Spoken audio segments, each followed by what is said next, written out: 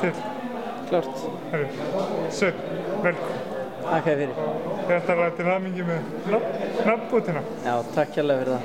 Herru, nú ertu búinn að vera íþróttamaður Þórs í 10 mínútur. Hvernig er svona tilfinningin? Hún er mjög góð, mjög stoltur af því. Og kom þetta eitthvað óvart? Já, ég verði eiginlega að segja það. Ég var ekki búinn að leiða hugann að því að þetta yrði valið. Þegar þú lítur tilbaka á árið 2011, hvernig svona meturðu árið þitt? Þetta var rosalega flott ár held ég hjá okkur, knattspyrnu karla myndi ég segja.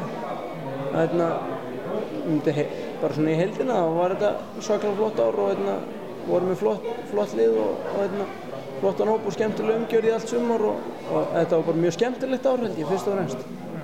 Og ef ég kannski tökum síðastalegi burt, þá er þetta mjög skemmtilegt sumar. Vissulega. Það er svona pínu svartur blettur á þessu en já, þetta var mjög skemmtilegt ár engu síður. En svona persónulega, hver var svona munurinn á 2010 sem 2011? Fyrir mig? Já.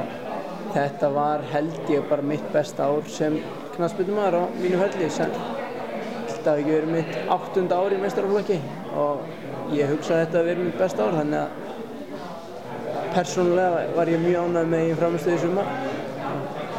Það er náttúrulega aðalega minni fjölskyldu og mínu liðsfélögum að þakka, held ég. Gerðu það eitthvað svona öðruvísi á undirbúningstímabilinu eða var þetta bara sama rútína?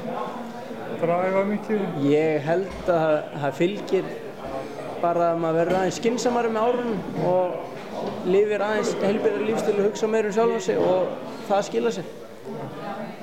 En svona þessi nafnbót, hvers virði er þetta að vera valinn íþróttamaður Þórs? Þetta er náttúrulega rosalega flott og það er mikil fyrirmynd í því að vera valinn íþróttamaður svona flotts félags eins og Þór er.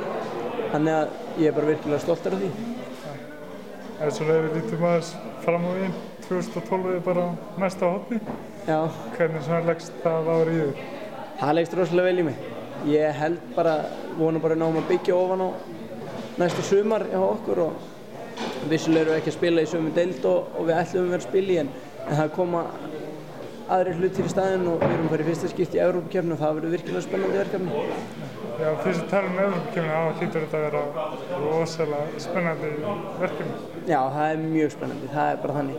Þetta er náttúrulega stór gluggi og svoleiðis og gaman að fá að spreyta sig við liðið utan landsliðanna. Og náttúrulega stefnan væntanlega aftur upp?